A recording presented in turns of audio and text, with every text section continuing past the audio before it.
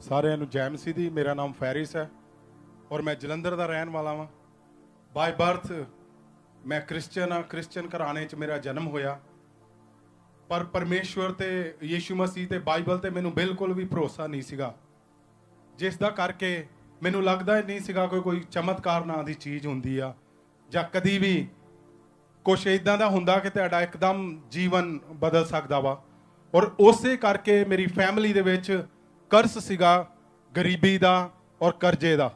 ਅਸੀਂ 4 ਭਰਾ ਸੀਗੇ, 3 ਭੈਣਾਂ ਸੀਗੀਆਂ ਔਰ ਸਾਰੇ ਜਣੇ ਮਦਰ ਫਾਦਰ ਸਾਰੇ ਜਣੇ ਕੰਮ ਕਰਦੇ ਸੀਗੇ, ਪਰ ਕਦੀ ਵੀ ਜਿਹੜਾ ਕਰਜ਼ੇ ਦਾ ਸਰਾਪ ਸੀਗਾ ਉਹ ਸਾਡੇ ਤੋਂ ਟੁੱਟਦਾ ਨਹੀਂ ਸੀਗਾ। ਜਿੱਦਾਂ ਜਿੱਦਾਂ ਅਸੀਂ ਆਪਣਾ ਜ਼ੋਰ ਲਗਾਉਂਦੇ ਸੀਗੇ ਉਦਾਂ ਹੀ ਉਹ ਹੋਰ ਜ਼ਿਆਦਾ ਹੁੰਦਾ ਸੀਗਾ। ਔਰ ਮੈਂ ਸਪੋਰਟਸ ਪਰਸਨ ਸੀਗਾ, ਗੇਮ ਕਰਦਾ ਸੀਗਾ ਔਰ ਮੈਨੂੰ ਆਪਣੇ ਆਪ ਤੇ ਬਹੁਤ ਜ਼ਿਆਦਾ ਭਰੋਸਾ ਸੀਗਾ ਕਿ ਮੈਂ ਆਪਣੀ ਤਾਕਤ ਦੇ ਨਾਲ ਇੱਕ ਦਿਨ ਇਹ ਸਾਰਾ ਕੁਝ ਚੇਂਜ ਕਰ ਸਕਦਾ ਹਾਂ। ਔਰ ਮੈਂ ਆਪਣੇ ਘਰ ਦੇ ਵਿੱਚ ਸਭ ਤੋਂ ਛੋਟਾ ਸੀਗਾ, ਪਰ ਮੈਂ ਜ਼ੋਰ ਲਗਾਉਂਦਾ ਰਿਹਾ। ਉਸੇ ਹੀ ਤਰ੍ਹਾਂ ਮੈਂ ਹੋਰ ਜ਼ਿਆਦਾ ਕਰਜ਼ੇ ਦੇ ਵਿੱਚ ਮੇਰਾ ਪਰਿਵਾਰ ਵੀ ਫਸਦਾ ਰਿਹਾ। ਮੇਰਾ ਜਿਹੜਾ ਵੱਡੇ ਬ੍ਰਦਰ ਸੀਗੇ ਉਹ ਇੱਕ ਸਬਜ਼ੀ ਵੇਚਦਾ ਸੀਗਾ ਔਰ ਇੱਕ ਮਿਸਤਰੀ ਦਾ ਕੰਮ ਕਰਦਾ ਸੀਗਾ, ਔਰ ਮੇਰੇ ਫਾਦਰ ਵੀ ਪਹਿਲਾਂ ਮਿਸਤਰੀ ਦਾ ਹੀ ਕੰਮ ਕਰਦੇ ਸੀਗੇ। ਔਰ ਮੈਂ ਜਦੋਂ ਵੀ ਪਾਸਟਰ ਜੀ ਮੇਰੇ ਘਰ ਆਉਂਦੇ ਸੀਗੇ ਉਹਨਾਂ ਨੇ ਮੈਨੂੰ ਦੱਸਣਾ ਕਿ ਪਰਮੇਸ਼ਵਰ ਚਾਹੇ ਤਾਂ ਤੇਰੇ ਜੀਵਨ ਦੇ ਵਿੱਚ ਬਦਲਾਵ ਕਰ ਸਕਦਾ, ਪਰ ਮੈਨੂੰ ਕਦੀ ਵੀ ਇਹ ਚੀਜ਼ਾਂ ਤੇ ਯਕੀਨ ਨਹੀਂ ਹੋਇਆ। ਉਹਨਾਂ ਨੇ ਮੈਨੂੰ ਦਾਊਦ ਦੀ ਸਟੋਰੀ ਸੁਣਾਈ ਜੋ ਕਿ ਮੇਰੇ ਦਿਲ ਨੂੰ ਛੂ ਗਈ, ਔਰ ਅਸੀਂ ਬਹੁਤ ਸਾਰਾ ਕੁਝ ਕਰਕੇ ਦੇਖ ਲਿਆ, ਪਰ ਕਿਸੇ ਬੰਨਿਓਂ ਵੀ ਜਦੋਂ ਮੇਰੇ ਜੀਵਨ ਦੇ ਵਿੱਚ ਬ੍ਰੇਕ ਥਰੂ ਨਾ ਮਿਲਿਆ ਤੇ ਫਿਰ ਅਸੀਂ ਸੋਚਿਆ ਸਾਰਿਆਂ ਨੇ ਕਿ ਹੁਣ ਬਾਈਬਲ ਤੇ ਹੀ ਯਕੀਨ ਕਰਕੇ ਇੱਕ ਵਾਰੀ ਯੀਸ਼ੂ ਮਸੀਹ ਨੂੰ ਫੋਲੋ ਕਰਕੇ ਦੇਖਦੇ ਹਾਂ। ਔਰ ਜਿੱਦਾਂ ਹੀ ਮੈਂ ਪਰਮੇਸ਼ਵਰ ਨੂੰ ਫੋਲੋ ਕਰਨਾ ਸ਼ੁਰੂ ਕੀਤਾ, ਯੀਸ਼ੂ ਮਸੀਹ ਦੇ ਮਗਰ ਚੱਲਣਾ ਸ਼ੁਰੂ ਕੀਤਾ, ਪਵਿੱਤਰਤਾਈ ਦੇ ਵਿੱਚ ਰੋਜ਼ੇ ਰੱਖਣੇ ਸ਼ੁਰੂ ਕੀਤੇ। ਔਰ ਅੱਜ ਵੀ ਸਾਨੂੰ ਯਾਦ ਆ ਕਿ ਜਦੋਂ ਅਸੀਂ ਪ੍ਰਾਰਥਨਾ ਕਰਦੇ ਸੀਗੇ ਤੇ ਉੱਚੀ ਉੱਚੀ ਚੀਕਾਂ ਮਾਰ ਕੇ ਪਰਮੇਸ਼ਵਰ ਨੂੰ ਇਹ ਗੱਲ ਕਹਿੰਦੇ ਸੀਗੇ ਕਿ ਇੱਕ ਵਾਰੀ ਪਰਮੇਸ਼ਵਰ ਸਾਡੇ ਜੀਵਨ ਦੇ ਵਿੱਚ ਚਾਨਣਾ ਕਰ ਔਰ ਅਸੀਂ ਤੇਰੇ ਤੋਂ ਕਦੀ ਵੀ ਪਿੱਛੇ ਨਹੀਂ ਹਟਾਂਗੇ। ਔਰ ਜਿੱਦਾਂ ਹੀ ਉਹ ਸਮੇਂ ਬੀਤਦਾ ਗਿਆ ਪਰਮੇਸ਼ਵਰ ਨੇ ਮੈਨੂੰ ਹੌਸਲਾ ਦੇਣਾ ਸ਼ੁਰੂ ਕਰ ਦਿੱਤਾ। ਔਰ ਇੱਕ ਦਿਨ 1996 ਦੇ ਵਿੱਚ ਮੇਰੇ ਘਰ ਦੇ ਵਿੱਚ ਕੁਝ ਲੋਕ ਆਏ ਔਰ ਉਹਨਾਂ ਨੇ ਕਿਹਾ ਕਿ ਅਸੀਂ ਤੈਨੂੰ ਸਿਲੈਕਟ ਕਰ ਲਿਆ, ਕਿਉਂਕਿ ਮੈਂ ਸਪੋਰਟਸ ਕਰਦਾ ਸੀਗਾ ਤੇ ਸਿਲੈਕਟ ਵੀ ਮੈਨੂੰ ਉਸ ਕੰਪਨੀ ਨੇ ਕੀਤਾ। ਜਦੋਂ ਮੈਂ ਸਪੋਰਟਸ ਖੇਲਦਾ ਸੀਗਾ ਤੇ 2 ਕੰਪਨੀਆਂ ਦੇ ਵਿੱਚ ਵਾਰ ਚੱਲਦੀ ਪਈ ਸੀਗੀ ਪੰਜਾਬ ਦੇ ਵਿੱਚ। ਜਿਹੜੀ ਕੰਪਨੀ ਮੇਰੇ ਅੰਗੇਸਟ ਸੀਗੀ, ਜਿਸ ਕੰਪਨੀ 'ਚ ਮੈਂ ਖੇਲਦਾ ਸੀਗਾ, ਉਹ ਕੰਪਨੀ ਦਾ ਜਿਹੜਾ ਓਨਰ ਸੀਗਾ ਉਹ ਇੰਗਲੈਂਡ ਚਲਾ ਗਿਆ ਔਰ ਉਹ ਕੰਪਨੀ ਸਾਰੀ ਟੁੱਟ ਗਈ ਸੀਗੀ। ਔਰ ਜਿਹੜੀ ਕੰਪਨੀ ਮੇਰੇ ਅੰਗੇਸਟ ਸੀਗੀ ਉਸ ਕੰਪਨੀ ਦੇ ਓਨਰ ਨੇ ਮੇਰੇ ਘਰ ਆਪਣੀ ਟੀਮ ਨੂੰ ਭੇਜਿਆ ਔਰ ਉਹਨੇ ਕਿਹਾ ਕਿ ਮੇਰੇ ਦਿਲ ਦੇ ਵਿੱਚ ਆਇਆ ਕਿ ਮੈਂ ਤੈਨੂੰ ਇੰਗਲੈਂਡ ਲੈ ਕੇ ਜਾਵਾਂ।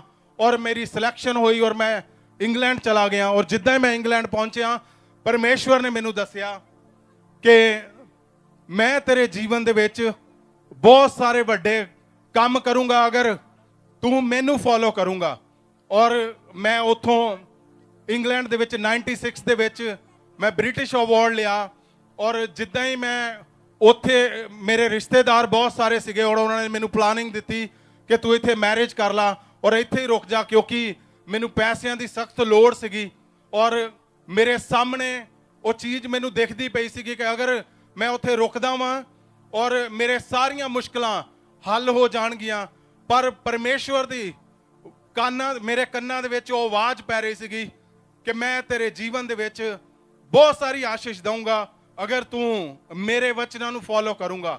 ਔਰ ਜਿੱਦਾਂ ਹੀ ਮੈਂ ਉੱਥੋਂ ਬਗੈਰ ਰੁਕਣ ਤੋਂ ਕੰਪਨੀ ਨਾਲ ਜੋ ਮੈਂ ਪ੍ਰੋਮਿਸ ਕੀਤਾ ਸੀ ਉਸ ਪ੍ਰੋਮਿਸ ਦੇ ਮੁਤਾਬਕ ਮੈਂ ਵਾਪਸ ਆ ਗਿਆ। ਔਰ ਜਿੱਦਾਂ ਹੀ ਮੈਂ ਵਾਪਸ ਆਇਆ ਪਰਮੇਸ਼ਵਰ ਨੇ ਪੂਰੇ ਵਰਲਡ ਦੇ ਵਿੱਚ ਮੇਰੇ ਲਈ ਰਸਤੇ ਖੋਲ ਦਿੱਤੇ ਔਰ ਮੈਂ ਇੰਗਲੈਂਡ, ਕੈਨੇਡਾ, ਅਮਰੀਕਾ, ਜਰਮਨੀ, ਫਰਾਂਸ, ਡੈਨਮਾਰਕ, ਪੂਰੀ ਦੁਨੀਆ ਦੇ ਵਿੱਚ ਟਰੈਵਲ ਕਰਨ ਲੱਗ ਪਿਆ। ਔਰ ਜੋ ਮੇਰਾ ਕਰਜ਼ਾ ਸੀਗਾ ਉਹ ਪਰਮੇਸ਼ਵਰ ਨੇ ਉਸ ਦੇ ਅੰਗੇਸਟ ਮੇਰੀ ਬਲੈਸਿੰਗ ਜਿਹੜੀ ਸੀਗੀ ਔਰ ਹਜ਼ਾਰਾਂ ਲੱਖਾਂ ਹੀ ਨਹੀਂ ਕਰੋੜਾਂ ਦੇ ਵਿੱਚ ਬਦਲ ਦਿੱਤੀ। ਮੈਂ ਤੁਹਾਨੂੰ ਇੱਕ ਛੋਟੀ ਜੀ ਬਲੈਸਿੰਗ ਦੀ ਗੱਲ ਦੱਸਦਾ ਕਿ ਮੇਰੇ ਘਰ ਇੰਨੀ ਮੁਸ਼ਕਲ ਸੀਗੀ ਕਿ ਰੋਟੀ ਖਾਣੀ ਵੀ ਔਖੀ ਸੀਗੀ। ਜਦੋਂ ਪਰਮੇਸ਼ਵਰ ਨੇ ਮੈਨੂੰ ਬਲੈਸ ਕੀਤਾ, ਇੱਕ ਦਿਨ ਇਦਾਂ ਦਾ ਸੀਗਾ ਕਿ ਮੇਰੀ ਮਾਤਾ ਜੋ ਇਸ ਟਾਈਮ ਯੀਸ਼ੂ ਮਸੀਹ ਦੇ ਕੋਲ ਆ, ਉਹਨਾਂ ਨੇ ਇੱਕ ਦਿਨ ਘਰ ਦੇ ਵਿੱਚ ਜਿੰਨੀਆਂ ਹੀ ਰਜਾਈਆਂ ਟਰੰਕ ਪੇਟੀਆਂ ਸੀਗੀਆਂ ਉਹ ਸਾਰੇ ਕੱਪੜੇ ਕੱਢ ਕੇ ਲੋਕਾਂ ਨੂੰ ਦੇ ਦਿੱਤੇ ਔਰ ਉਸ ਟਰੰਕਾਂ ਦੇ ਵਿੱਚ ਸਿਰਫ ਪੈਸਾ ਭਰ ਦਿੱਤਾ। ਔਰ ਜਦੋਂ ਹੀ ਮੇਰੇ ਮਾਤਾ ਦਾ ਸੁਪਨਾ ਸੀਗਾ ਕਿ ਮੈਂ ਕੁਝ ਸੋਨੇ ਦਾ ਕੰਨਾਂ ਦੇ ਵਿੱਚ ਪਾਉਣਾ ਚਾਹੁੰਦੀ ਆ, ਔਰ ਮੈਂ ਜਿਹੜਾ ਕਪੂਰਥਲੇ ਸ਼ਹਿਰ ਦਾ ਸੁਨਿਆਰਾ ਸੀਗਾ ਮੈਂ ਉਹਨੂੰ ਘਰ ਬੁਲਾਇਆ, ਔਰ ਉਹ ਜਦੋਂ ਮੈਂ ਆਪਣੇ ਮਦਰ ਲਈ ਆਰਡਰ ਦਿੱਤਾ ਉਹਦੀ ਦੁਕਾਨ ਦਾ ਸੋਨਾ ਖਤਮ ਹੋ ਗਿਆ ਸੀਗਾ। ਸੋ ਪਰਮੇਸ਼ਵਰ ਨੇ ਜਦੋਂ ਮੈਨੂੰ ਬਲੈਸ ਕੀਤਾ, ਮੈਂ ਕੰਟੀਨਿਊ ਉਹਦੇ ਵਚਨਾਂ ਨੂੰ ਫੋਲੋ ਕਰਦਾ ਗਿਆ। ਜਿੱਦਾਂ ਜਿੱਦਾਂ ਮੈਨੂੰ ਸਮਝ ਮਿਲੀ ਉਦਾਂ ਉਦਾਂ ਅਸੀਂ ਚੱਲਦੇ ਗਏ ਔਰ ਮੈਂ ਅਪੋਸਟਲ ਜੀ ਨੂੰ ਮਿਲਿਆ। ਅਪੋਸਟਲ ਜੀ ਨੇ ਮੈਨੂੰ ਰੀਅਲ ਲਾਈਫ ਦਿੱਤੀ ਜੋ ਕਿ ਮੇਰੇ ਆਤਮਿਕ ਪਿਤਾ ਵੀ ਆ, ਔਰ ਉਹਨਾਂ ਨੇ ਮੈਨੂੰ ਦੱਸਿਆ ਕਿ ਪਰਮੇਸ਼ਵਰ ਕਿੱਦਾਂ ਤੇਰੇ ਸ਼ਬਦਾਂ ਨੂੰ ਅਗਰ ਤੂੰ ਆਪਣੀ ਲਾਈਫ ਪਰਮੇਸ਼ਵਰ ਨੂੰ ਦਿਨਾ ਤੇ ਕਿੱਦਾਂ ਪਰਮੇਸ਼ਵਰ ਤੇਰੇ ਲਾਈਫ ਨੂੰ ਹੋਰ ਜ਼ਿਆਦਾ ਅੱਛੇ ਤਰੀਕੇ ਦੇ ਨਾਲ ਜਿੱਦਾਂ ਪ੍ਰਭੂ ਚਾਹੁੰਦੇ ਉਦਾਂ ਇਸਤੇਮਾਲ ਕਰਨਗੇ। ਔਰ ਮੈਂ ਬੰਬੇ 'ਚ ਸੀਗਾ, ਮੇਰੀ ਕੰਪਨੀ ਸੀਗੀ, मैं बॉलीवुड च चला गया सीगा, पर जितना ही मैं अपोस्टल जी ने मिले। आपको ध्यान से सुनना है, इनके लाइफ के हर लाइफ के 2-3 हिस्से होते हैं। यीशु मसीह का पहला हिस्सा था जब वो बचपन से लेके 12 साल तक थे। दूसरा हिस्सा था 12 साल से लेके 30 साल तक। तीसरा हिस्सा था 30 साल से लेके 33.5 साल तक। सुनो, आपके मम्मी जो थे वो एक किस्सा था ना कि वो झुग्गी में रहते थे वो। हाँ जी, हाँ जी। तब बच्चे मर गए थे या क्या हुआ था? क्या हुआ?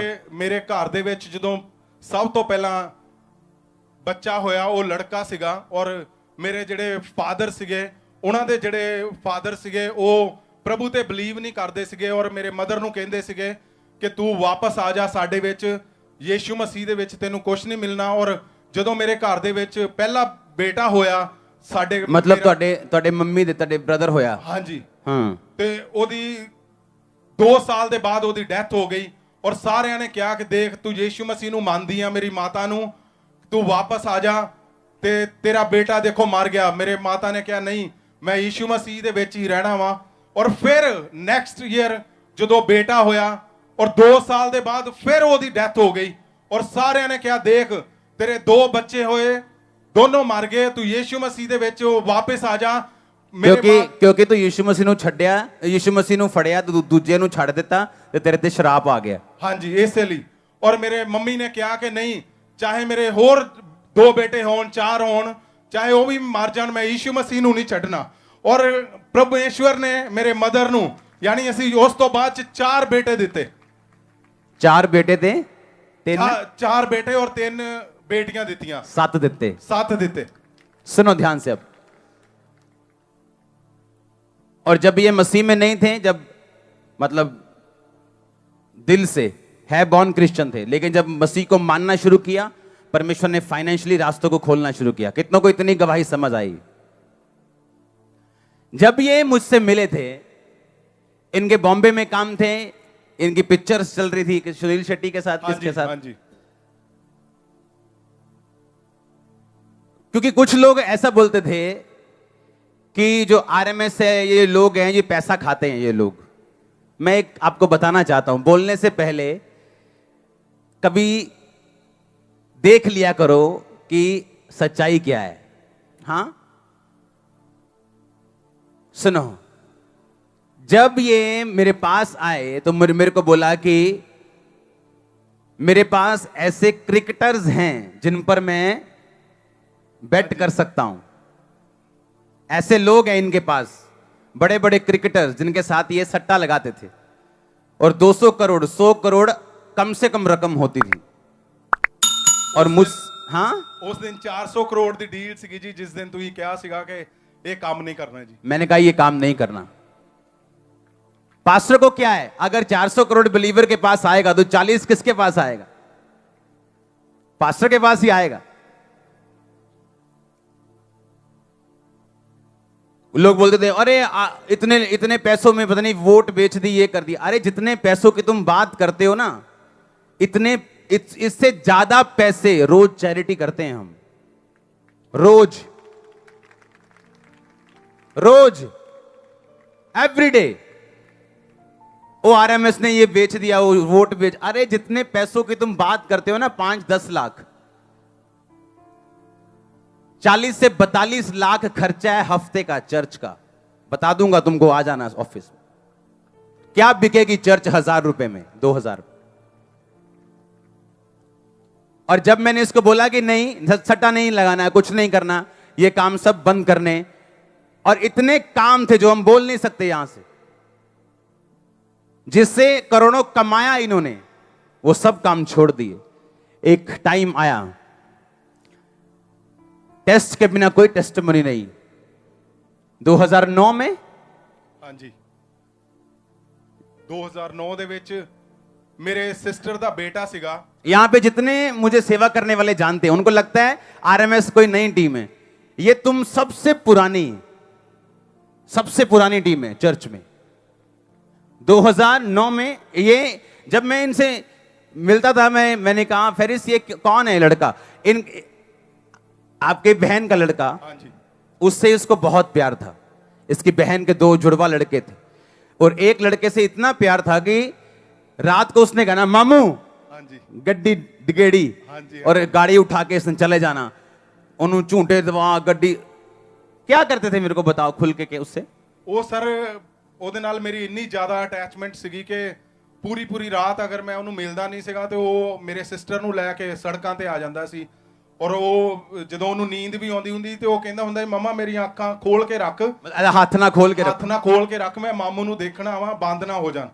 ਔਰ ਉਹ ਬਹੁਤ ਮੈਨੂੰ ਟਚਿੰਗ ਸੀਗਾ।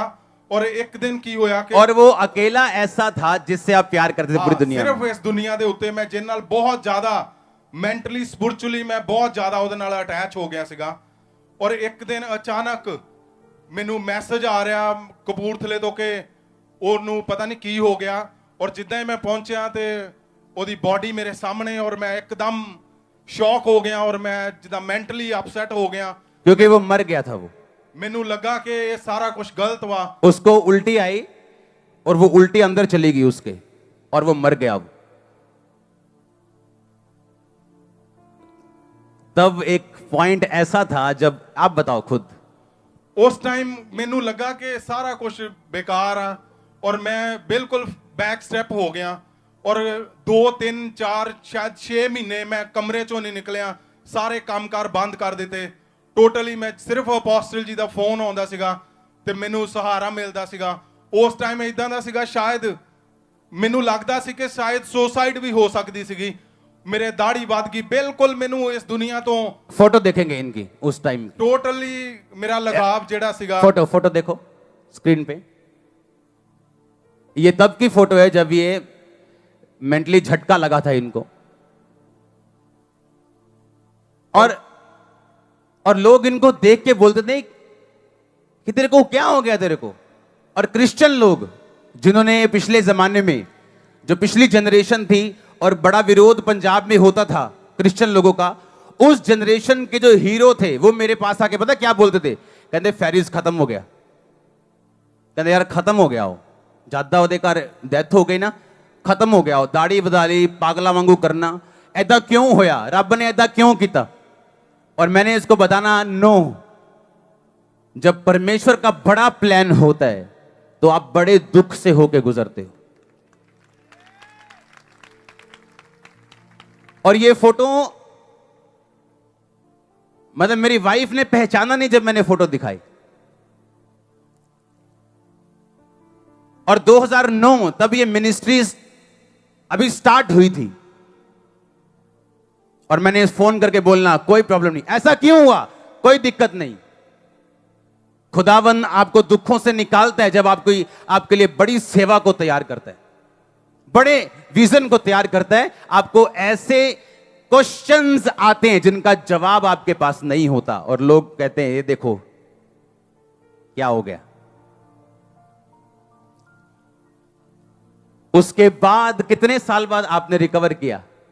उस तो बाद जिद्दां ही मैं तुहाडे नाल रहा जी, उस तो बाद 6 महीने साल लग गया जी मैनू। साल तो बाद मैं इनू रिकवर किया। और जब शेव की थी क्रिसमस के दिनों में, क्रिसमस के दिनों पे 2010 के क्रिसमस में, मतलब 2010।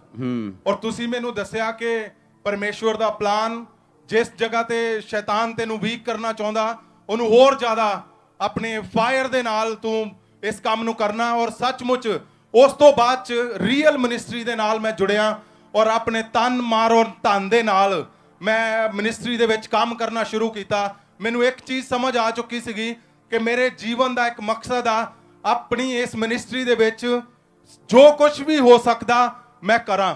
ਔਰ ਮੈਂ ਸੱਚਮੁੱਚ ਉਸੇ ਫਾਇਰ ਦੇ ਨਾਲ ਮੈਂ ਇਸ ਕੰਮ ਨੂੰ ਸ਼ੁਰੂ ਕੀਤਾ ਔਰ ਸੱਚੀ ਤਨ ਮਨ ਔਰ ਧਨ ਦੇ ਨਾਲ। ਤਨ ਇਦਾਂ ਕਿ ਮੈਂ ਜਦੋਂ ਅਪੋਸਟਲ ਜੀ ਨਾਲ ਪ੍ਰਾਰਥਨਾ ਕਰਦਾ ਹੁੰਦਾ ਸੀਗਾ ਔਰ 6-6 ਮਹੀਨੇ ਮੈਂ ਦੇਖ ਕੇ ਹੈਰਾਨ ਸੀਗਾ ਅਪੋਸਟਲ ਜੀ ਸ਼ਾਮ ਨੂੰ ਅੰਦਰ ਵੜਦੇ ਹੁੰਦੇ ਸੀਗੇ ਔਰ ਸਵੇਰੇ 6 ਵਜੇ ਜਾ ਕੇ ਆਮੀਨ ਕਰਦੇ ਹੁੰਦੇ ਸੀਗੇ। ਔਰ 1 2 3 ਮਹੀਨੇ ਨਹੀਂ 6-6 ਮਹੀਨੇ। ਔਰ ਮੈਨੂੰ ਸੱਚਮੁੱਚ ਮੇਰੀ ਲਾਈਫ ਟਰਾਂਸਫਰ ਹੋ ਗਈ। ਔਰ ਇਹ ਜਦੋਂ ਬੈਠਦੇ ਹੁੰਦੇ ਸੀਗੇ ਅਪੋਸਟਲ ਜੀ ਮੈਂ ਕਿਸੇ ਦੇ ਨਾਲ ਬੈਠਣਾ ਔਰ ਮੈਨੂੰ ਵੀ ਪਤਾ ਲੱਗਣ ਲੱਗ ਪੈਂਦਾ ਹੁੰਦਾ ਸੀ ਕਿ ਇਹਦੇ ਬੰਦੇ ਦੇ ਮਨ ਦੇ ਵਿੱਚ ਕੀ ਆ। ਇੰਨਾ ਪਰਮੇਸ਼ਵਰ ਨੇ ਮੈਨੂੰ ਬਲੈਸ ਕੀਤਾ। ਔਰ ਜਿੱਦਾਂ ਹੀ ਮੈਂ ਮਨ ਦੀ ਗੱਲ ਕਰਦਾ ਵਾਂ ਉਹ ਸੱਚਮੁੱਚ ਕਿਸੇ ਵੀ ਸਵਾਰਥ ਤੋਂ ਬਿਨਾ, ਇਹ ਨਹੀਂ ਕਿ ਮੈਂ ਪ੍ਰਧਾਨ ਬੰਨਾ, ਇਹ ਨਹੀਂ ਕਿ ਮੇਰੇ ਹਾਰਾਂ ਦਾ, ਇਹ ਸਾਰਾ ਕੁਝ ਕੋਸੋਂ ਦੂਰ ਮੈਂ ਛੱਡ ਕੇ ਇਸ ਚੀਜ਼ਾਂ ਨੂੰ ਪਰਮੇਸ਼ਵਰ ਦੇ ਕੰਮ ਕਰਨ ਦੇ ਲਈ ਆਇਆ। ਇਹ ਮੇਰੇ ਲਈ एक गुड लक आ कि मैं परमेश्वर ने और अपना स्टैंड बिजनेस छोड़ के सोफिया कॉलेज को संभालना, बाइबल कॉलेज को संभालना। जब मैं मिनिस्ट्री में खड़ा हुआ था लोगों ने मेरे खिलाफ इतनी बातें की थी और मैं खुदा से बोल रहा था परमेश्वर ना मैं पैसे लवा, ना मैं पाप करा, ना मैं लालच करा, फिर मैं गल्ला क्यों सुना। परमेश्वर ने क्या अगर हरे पर इन्हें इदा होया तो सुक्के ना क्यों ना होएगा कि मैं हरा पर आ सका। मैनू लोगों ने माड़ा किया।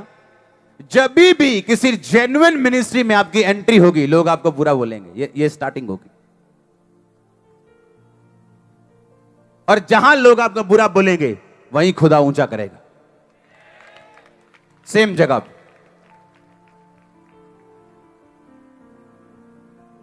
और जो चर्च में आप लोग देखते हैं ये वो लोग नहीं है जो 1-1 2-2 लाख में बिक जाएं। आप बताते थे कि मुझसे मिलने से पहले आपके गाड़ी में बैग भरे होते थे पैसे के।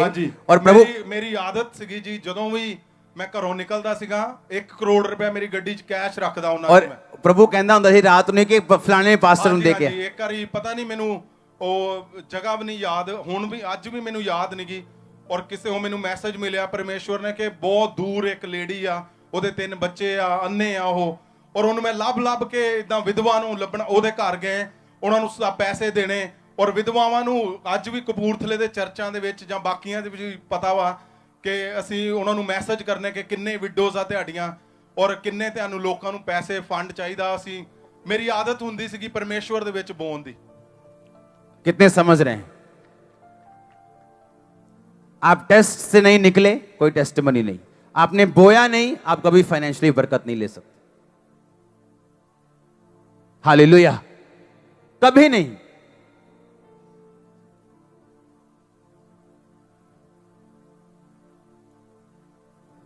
हालेलुया। मैंने अपने पास्टर को फोन किया, मैंने कहा क्या हुआ, ये बन गया, ये चीज बन गई चर्च में? कहते नहीं बनी। मैंने कहा ये वाली चीज, इसके ऊपर वाली चीज, एक गाड़ी, सब कुछ मेरी तरफ से होगा, एवरीथिंग। आपको जो चाहिए आज से आपको किसी से नहीं लेना, मुझसे लेना है। ये मेरे लिए बरकत होगी। कुछ नहीं लेना किसी मुझे बरकत चाहिए। और वो हैरान थे, वो कैसा, ये काम कौन करेगा? मैं करूंगा। ऊपर वाला बड़ा हॉल कौन बनाएगा? मैं बनाऊंगा। गाड़ी मैं दूंगा, और जो कुछ आपको चाहिए।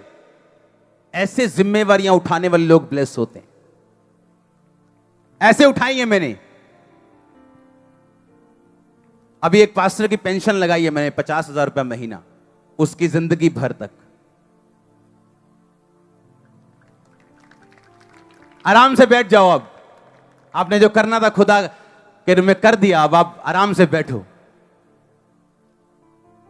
और जब ऐसे बोते हैं हम लोग अपने पास्टर्स, अपने मेंटर्स की लाइफ में, तो फिर लोग बोलते हैं पता नहीं केड़ा खजाना है इन्हां दे कोल, क्योंकि हमने बोया है भाई, तुम्हारी सोच से ऊपर बोया।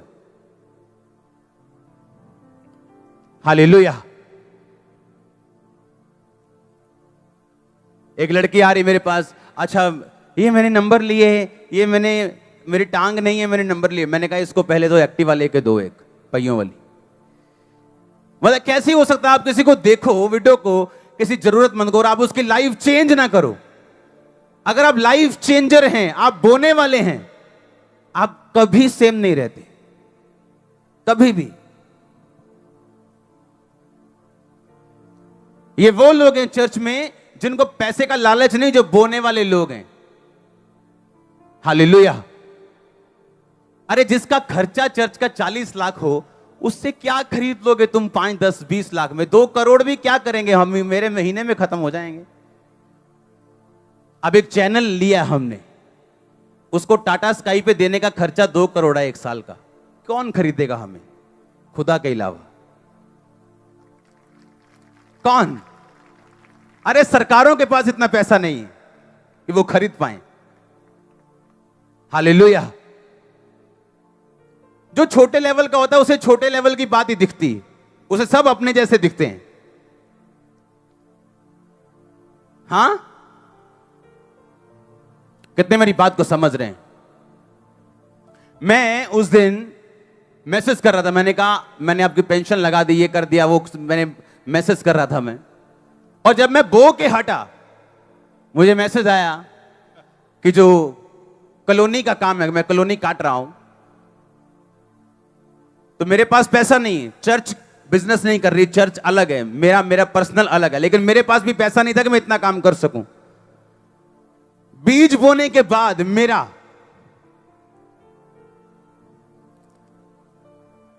रात को एक मैसेज मैं कर रहा था, मैंने कहा मैं आपको 14 लाख कुछ हजार बीज बो रहा हूं। आप जब बीज ही छोटा होगा तो आशीष भी क्या होगी? जब बीज ऐसा है कि आप फाड़ रहे हो शैतान का गला, खत्म कर रहे हो उसको। मुझे मैसेज आया एक मेरे फोन पे, उस पिक्चर कॉलोनी की पिक्चर दिखाना, ये कॉलोनी हम काट रहे हैं, ऐसी होगी।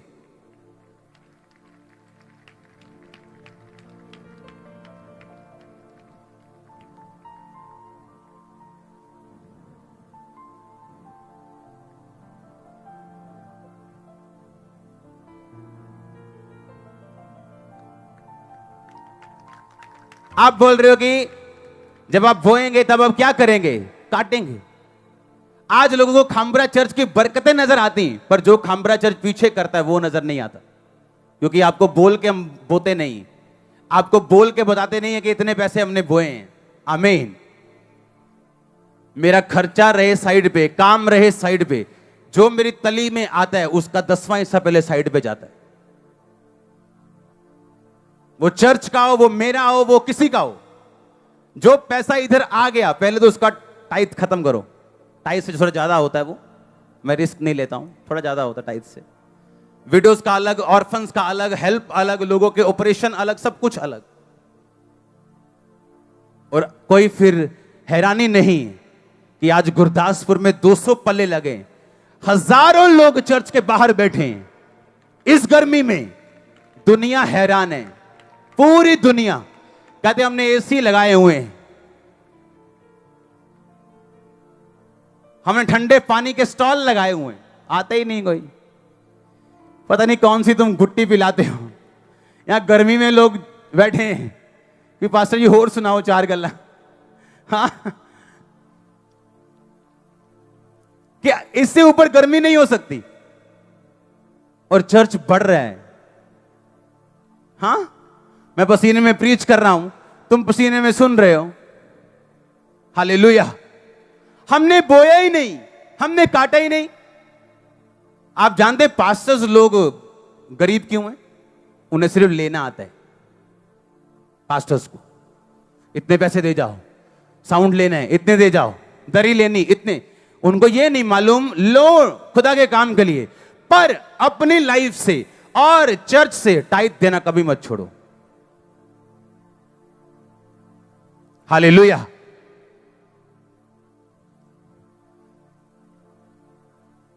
खुदा के जो दास आते मिलने, बड़े बड़े बोलते हैं हम कर्जे में चले गए थे जब टाइट बंद कर दिया था, और हजारों करोड़ों की संपत्ति फिर भी कर्जे में। क्यों? टाइथ बंद कर दी।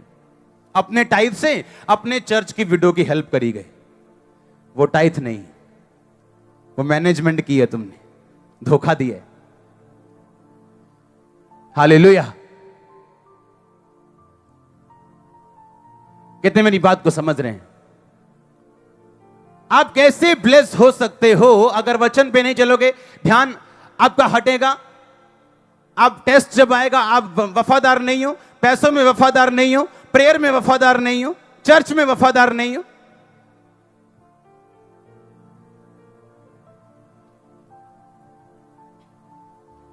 जो पास्टर मुझे 14 साल पहले जिसने एक छोटा सा वचन सुनाया, मुझे बपतिस्मा दिया, वो भी मेरे संपर्क में है, मुझसे नाराज नहीं। आज लोगों को एक गाना गाना आ जाए, बोलते हैं अब हम बल्ले बल्ले हो गई। हाँ, उन्हें मालूम नहीं स्पिरिचुअल वैल्यूज क्या हैं। और जब शैतान फिर अटैक करता, देखते हैं इधर उधर क्या हो रहा है। हालेलुया। और तब ये भाई 2009 में अटैक हुआ, 1 साल 1.5 साल चला, दाढ़ियां बढ़ गई, खत्म हो गया। सब लोग बोलते हैं खत्म हो गया, फैरिज खत्म हो गया। नो नो नो नो, 10 में वापिस आया। ये मिनिस्ट्री के सब लीगल काम किए, इसके पीछे जो के सब झमेले खत्म किए। आप क्या समझते हैं? आप लाखों लोग यहां आते हैं और कोई हमें कुछ नहीं कहता। लाखों लोग बपतिस्मा ले जाते हैं हर संडे, कोई हमें कुछ नहीं कहता। ये पीछे की लड़ाइयां हैं जो हमारे लिए बादाम हैं। हम खुश हैं, आमीन, खुश हैं हम।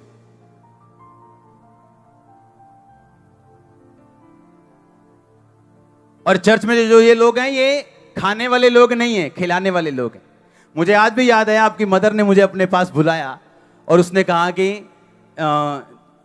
स्वर्ग जाने से पहले उसे मालूम था वो स्वर्ग जा रही, बहुत बूढ़े थे वो, हो गए थे। उन्होंने कहा कि मेरे पास आओ और अपना सारा सोना उतार के, पता नहीं वो कितने किलो था, पता नहीं, या 1.5 किलो था या कितना था, आधा किलो, कितना किलो में था, वो सारा सोना उतार के मुझे दिया और उसके बाद स्वर्ग चले गए। उनको मालूम नहीं था, पर सारा सोना खुदा ने कह दिया था अपने अगुए को दे दे।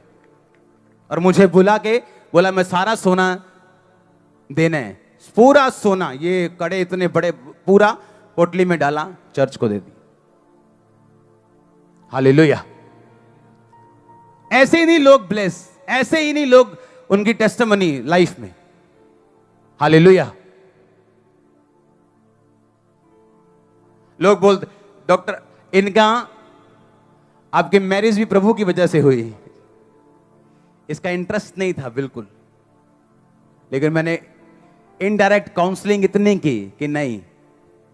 और जब 3rd बेबी हुआ, 3rd के 4th, 3rd डॉक्टर ने बोला था ये बेबी सही नहीं है। ਹਾਂਜੀ, ਡਾਕਟਰ ਨੇ ਕਿਹਾ ਸੀਗਾ ਕਿ ਹਜ਼ਾਰਾਂ ਲੱਖਾਂ ਬੱਚਿਆਂ ਚੋਂ ਇੱਕ ਇਦਾਂ ਦਾ ਬੱਚਾ ਹੁੰਦਾ ਬੇਬੀ ਜਿਹੜਾ ਅਬਨੋਰਮਲ ਹੁੰਦਾ। ਅਬਨੋਰਮਲ था वो। ਜਦੋਂ 8ਵੇਂ ਮਹੀਨੇ ਸਕੈਨਿੰਗ ਕੀਤੀ ਤੇ ਉਹ ਬੱਚੇ ਦਾ ਜਿਹੜਾ ਮਾਈਂਡ ਸੀਗਾ ਡਿਵੈਲਪ ਨਹੀਂ ਹੋਇਆ ਸੀਗਾ, ਉਹ ਅਬਨੋਰਮਲ ਸੀਗਾ। अबनॉर्मल बच्चा था, पेट में कंफर्म हो गया था, टेस्टों से स्कैनिंग से कंफर्म था। इन्होंने कहा नो प्रॉब्लम, नहीं छोड़ेंगे, रखेंगे। बेबी नॉर्मल हुआ। ਉਹ ਸਭ ਤੋਂ ਜ਼ਿਆਦਾ ਤੇਜ਼ ਹੈ ਜੀ ਉਹ ਬੱਚਾ। कितनी देर दी हो गई हो? ਉਹ 2 ਮਹੀਨੇ 2 ਸਾਲ ਦੀ ਹੋ ਗਈ। वो 2 साल दिया हूं। हालेलुया। जब पहली डिलीवरी हुई थी तो ये जब इनकी वाइफ डॉक्टर के रूम में थे, डॉक्टर इनसे माफी मांग रहा था, कहना भाजी मांजो, वड्डे ऑपरेशन नु मांजो। कहते नहीं, खुदा साथ है। जब बेबी हुआ नॉर्मल 5 किलो का था वो। टेस्टिमनी भरी पड़ी है हमारी लाइफ। आमीन। आपने सुना नहीं है ना कभी, तो आपको मालूम नहीं होता क्या हो रहा है। हालेलुया। आज लोग चर्च में अभी भी गलत लोग काम कर रहे होते, अगर टीम ये काम ना करती तो आज भी। खुदावंद मिनिस्ट्री बढ़ाने से पहले सही हेल्पर्स देता है आपको। अमृतसर की ब्रांच है, अगले महीने जुलाई में। आमीन। छोटा लगा मेरे को। मैंने कहा कौन अमृतसर से है? देखो, अच्छा गुरदासपुर कह दो, असि सारे गुरदासपुरी हैं। अमृतसरी कह दो, ये सारे अमृतसरी हैं। चर्च कमाल है अपनी। हाँ, गुरदासपुर के कौन है? हाथ खड़ा करो। ये देखो, अभी भी गुरदासपुर के लोग देखो, हजारों में यहां अभी भी। कितने समझ रहे हैं सही चीज? देखो, आप पवित्रताई में चलोगे, टेस्ट में प्रभु के साथ वफादार रहोगे, आपकी बेस्ट चीज खुदा छीन ले, वफादार रहोगे तो एक दिन खड़े होगे। इसको कोई शैतान नहीं रोक सकता। आप नहीं रोक सकता, कोई नहीं रोक सकता इसको, कोई नहीं रोक सकता। हालेलुया। खुदा को मालूम था मिनिस्ट्री बढ़ रही है और छंटनी होनी चाहिए। हालेलुया। अमृतसर की ब्रांच में आपका स्वागत है अगले महीने। Big branch.